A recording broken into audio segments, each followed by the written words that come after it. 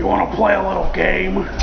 Alright boys, so story time. Since it's the holidays, I was given a Barnes & Noble gift card, so I picked up some comics and manga for my sister and I. One of the things I grabbed was All-Star Superman. Now Superman fans treat this like the holy grail of Superman stories, so I decided to give it a read. You see, I was thinking that I'd never actually read this, but not even like a third of the way through I realized I have read this. This was back in the Gap and it was online, so I felt like a fool because I just didn't remember the name of it. But after finishing it, I decided to crack open one of my Junji Ito collections, and it was the same deal there. I've already read quite a few of these stories, either through the digital versions online, or through the panels being compiled in YouTube videos. So this got me thinking of all the different comics and mangas over the last decade that I've read online. Believe it or not, I don't have a big comic book collection. I actually own more traditional printed books than comics. This is due to a few reasons. One, I usually end up giving them to my sister or a friend after I'm done reading them. Two, I read it digitally online. Or three, I watch a YouTube video of someone narrating the story while showing the panels and pages and reading the dialogue. And so this got me thinking of all the ways that we consume the media, and which ways are considered the right way or the wrong way. I mean, is there a wrong way at all? And of course, you gotta take into account people's situations like their finances, or the ease of access that online media has versus physical media. But we'll talk about those things soon enough. But it's got me thinking of ways that we consume this type of media, and how some people see other methods as valid or invalid. So I asked this question on the community tab here on YouTube, accompanied with a picture of my favorite character from Fire Punch, as well as on my Twitter and Instagram. I want to get as many people's opinions on this as possible, to see where they stand and to see if we can find like a consensus on the topic. Because this is one I've seen pop up every now and again online, with many discussing which ways are considered valid. After scrolling through the replies, I think I'm able to see where most people stand. So I want to talk about the different ways people consume the media, starting with the ones that people consider less valid to the most valid. And of course telling you guys what I think as we go. So let's get into it.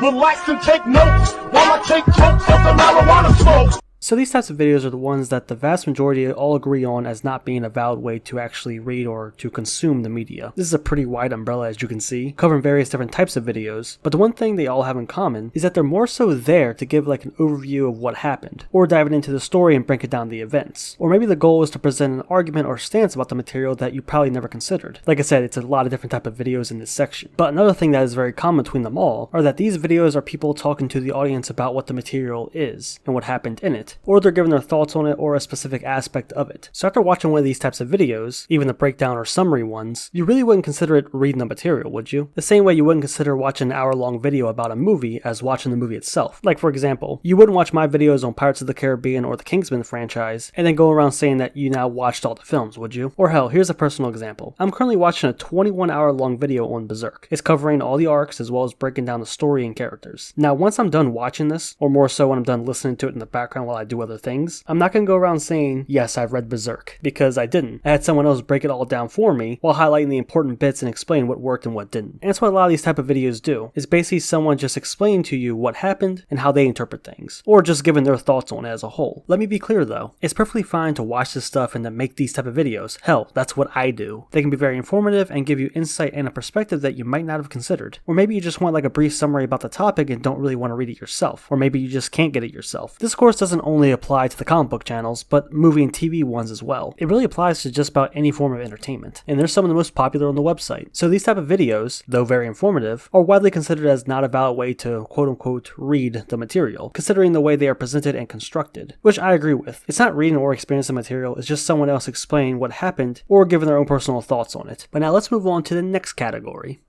Smack the bitch in the face, take her Gucci back, and a North Face. Now these type of videos are the ones that get people feeling a little iffy. The narration or dub videos, where people narrate the story and showcase the panels, as well as doing the voices. Most people describe it as basically being like audiobooks but for comics. You might not be holding the comic itself, but you still get to see the panels and artwork, as well as absorb the story. And unlike the last section, the primary goal is to give you the story, usually panel by panel with someone acting it out for you, as opposed to someone actually talking about what happened. You get to actually see it unfold. You just have someone describing to you the scenes and setting, and reading the dialogue. I've watched several of these type of videos before. Hell, it's actually how I finished the Injustice storyline. And I've watched several other classics in this fashion as well. Stuff like Batman Year One, Nightfall, and The Long Halloween. This is how I was able to experience them first before actually getting my hands on a physical copy. And this seems to be the most popular way I've seen a lot of fans consume comics over the last decade or so. But of course, this method isn't perfect, because sometimes the person narrating might skip over a few panels or give a vague description about what's happening, probably for the sake of brevity. Or in some cases, the voices they give the character characters or how they read the lines can throw someone off and take them out of the experience completely. It really comes down to your taste at that point. But for those reasons, and the fact that you aren't physically holding the book and reading it yourself, many don't consider it reading a comic. But the counter argument is still you get to experience the story. Sure, it's in a more dramatic way with narration, voice acting, and music, but the story is still being told to you. You get to see the panels and what happens, so it's not that much different, is it? Again, very similar to an audiobook. Although many don't consider an audiobook as reading either because the actual act of reading is taken out of the equation, which also applies to comic books. And when you physically hold a comic book, you're able to go at your own pace and really soak in the artwork and story, and really take your time with it. You can see the structure of the panels and pages and really take it all in. In a video, you're limited to what the creator shows you, but you really could just go back and forth on this one because, again, either way, you still get the story. You just see it unfold in a different way, but you still get the artwork and the dialogue. This one is a hot topic, but I think it also depends on the videos themselves. If someone narrates or dubs each chapter panel by panel, then you aren't missing anything, and at that point, it's up to whether or not you like the voice work and the presentation. But then sometimes the narrator will skip small parts for the sake of brevity or to help them tell the story in a more cohesive way, or to make it easier for the viewer to digest and to follow. There really is no right answer here, but I think long as you get to experience the story, it's a fine substitution. And now moving on to the last category.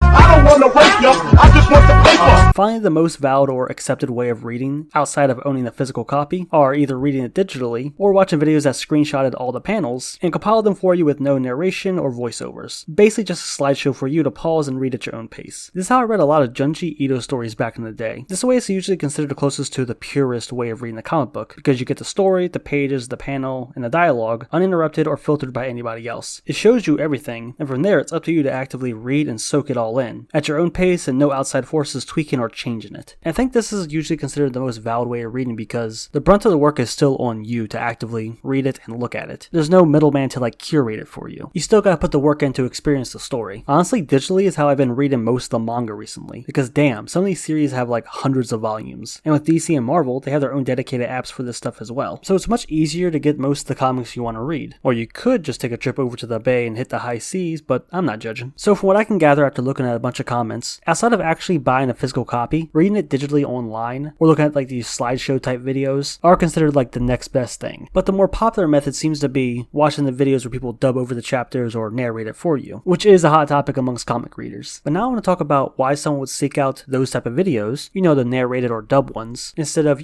just buying a physical copy themselves. There's a few reasons, but the first one is the most obvious: money. When we first hooked up, he wrote on a slip of paper, "I need money."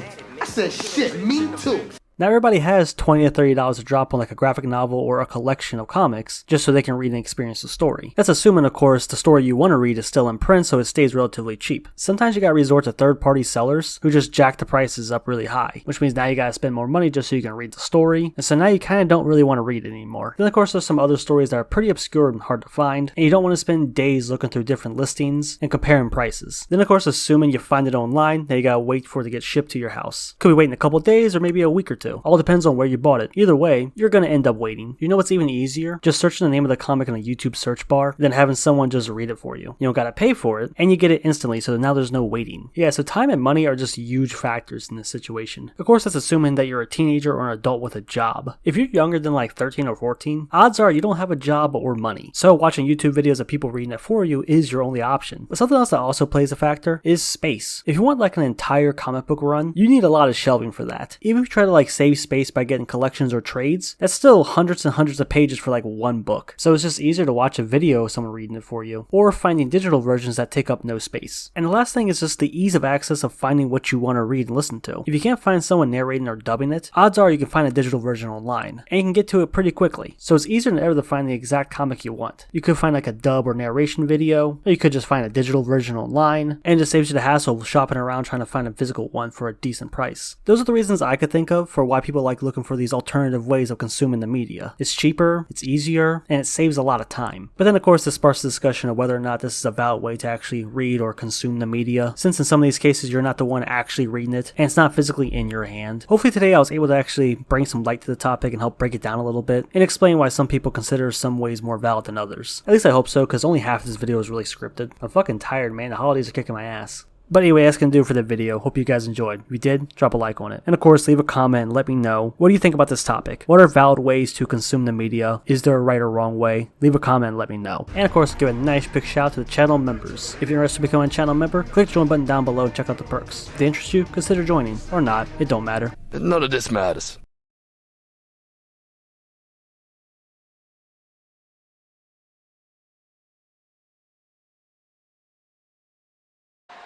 Come on out, you rapist!